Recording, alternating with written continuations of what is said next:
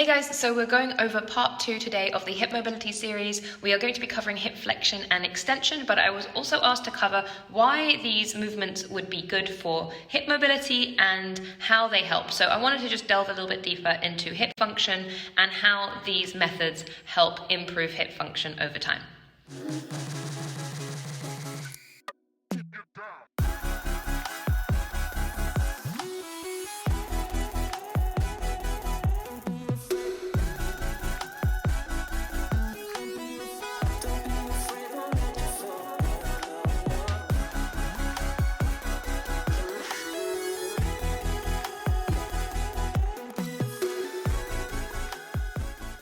First of all, let's talk about what a healthy hip should look like and what it should be able to do. A healthy hip joint is a ball and socket joint supposed to be able to perform 6 major movements. These movements are flexion, extension, internal rotation, external rotation, adduction, and abduction. So hip flexion is when the knee or leg is traveling upwards towards your chest, and healthy range would be considered 110 to 130 degrees. Hip extension is where the knee or leg is traveling behind the hip or body, and a healthy range is considered to be 30 degrees. Note that this would be without lumbar compensation, which is a common thing to happen when the leg goes behind the body. Usually just due to the fact that we sit down for long periods of time and we do not practice hip extension. We are often doing hip flexion work such as running, cycling, sitting and squatting, but we do not spend as much time working on hip extension. Therefore, the majority of people do have a limited amount of hip extension, which can cause an array of other problems such as lower back pain and a shorter gait when running and other things that we can go into more details about. But the point is, it is quite a common problem. And then there's hip external rotation, where the femur rotates outward away from the body up to 45 degrees, and hip internal rotation, where the femur rotates inward toward the body up to 40 degrees. We also have hip abduction, where the leg travels outwards up to 50 degrees, and hip adduction, where the leg travels inwards up to 30 degrees.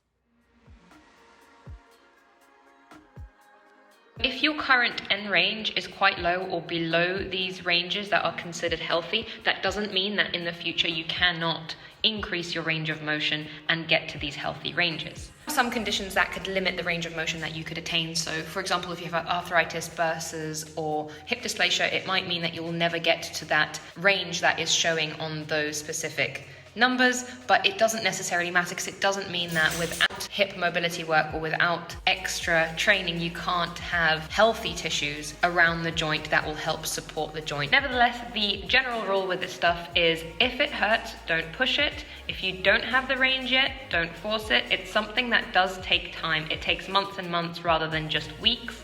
So you have to be patient with it. I would advise against anyone forcing any of these movements, even if you have healthy hips. When it comes to answering the question of why are these motions helping? Well, first of all, we are going to talk about using all the range of motion in the hips that is available, which is first of all a number one step. You have to use it so you don't lose it. And then second of all, we are focusing on using isometrics. And isometrics are one of the safest forms of muscle contraction. It's also one of the best ways to get 100% muscle contraction without adding weight. Therefore, you're not risking compensating or adding any weight onto the joint. You're simply activating the muscles around the joint. When we are doing PAILs and rails, we are strengthening end ranges where we are typically weak because we do not go into these ranges for long or often.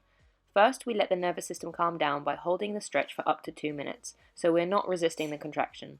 Then by contracting isometrically, we build strength at our end range so that when we next go into it or want to use it, we actually have strength and therefore safety to use this length. Not only is this a safe and effective way to build end range strength, it also has a great carryover to other movements. For example, butterfly PAILs and rails are a great crossover exercise to middle split holds or Cossack squats. Okay, so moving on to the exercises, we're going to start in a couch stretch. If you find it too hard to get into this position and your hips are tilting and you can't tuck under and squeeze your glutes to keep them neutral, then simply put the foot down. If you can, then simply stay in this position, tuck the hips under, squeeze the glutes and push the ribs down in order to get a true stretch in the front of the hip. And we're going to hold this for up to 2 minutes if you need that intensity to lower a little bit. From here, we are going to be doing 10-second pails and rails contractions. I would advise actually doing only 5 seconds at 50% intensity to begin with, because this can be really, really intense and cramp up your legs. But if you are comfortable in this, you can go all the way up to 90 to 100%, but build up slowly so that you know what you're getting into. I wouldn't go 100% contraction within a second. So 10 seconds building up to 90 or 100%, trying to push the foot down and hip forward, and then 10 seconds trying to bring the foot up out of the stretch, which should basically cramp up the back of the hamstring. So you're basically switching between the cramp at the front of the leg and the cramp at the back of the leg. So what I would advise doing if you're first starting out with these, I would do 2 minutes stretch on a leg before starting the pails and rails, and then I'd go 5 seconds, 50% effort on the pails and rails, doing 3 total sets of those. And then when you start getting better at it over the weeks, you can then try 10 seconds at 100% for 3 sets.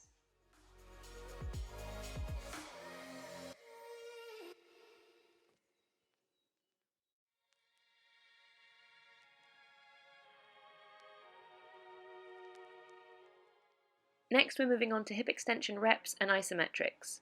Starting in a quadruped position, we're going to use a box to go behind the knee, and we are going to find our end range, making sure that the lower back does not bend. Here we're going to do 10 to 15 reps going to our end range, and then we're going to follow this up with a 5 to 10 second isometric. The purpose of the box is to work your hip extension near the end range. Moving on to pails and rails, we want to use a yoga block to start at your end range or very close to your end range. From here, you can do a 2-minute stretch if you need to, making sure that your back and hips stay neutral, and then we're going to do 10 seconds pushing down into the block and 10 seconds lifting up from the block.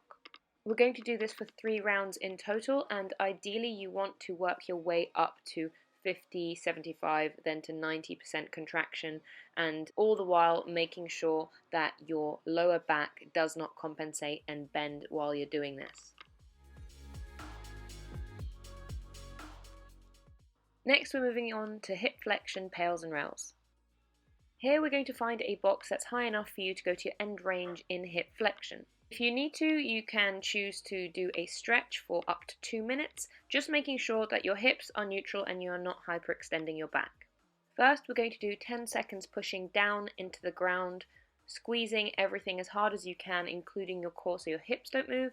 And then we are going to do 10 seconds pulling up, again making sure you're comfortable and your hips are neutral so that you can bring the knee up as hard as you can. You should be able to lift the foot a little bit at this point.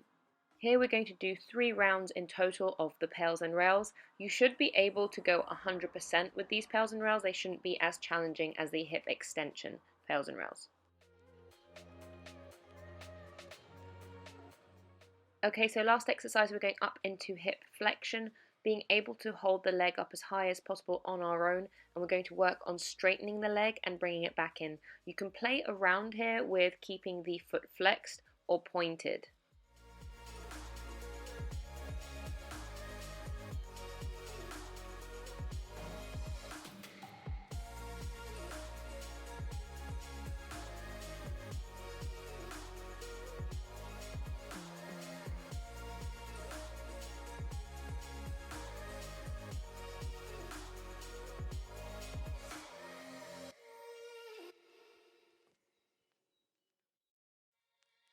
So I just wanted to go over a few other coaches and other physios' notes on this and notes on different types of movements, so that it's not just me saying it like a crazy person, so that you can know that there is quite a lot backing up the reasons to use these motions and to train these motions.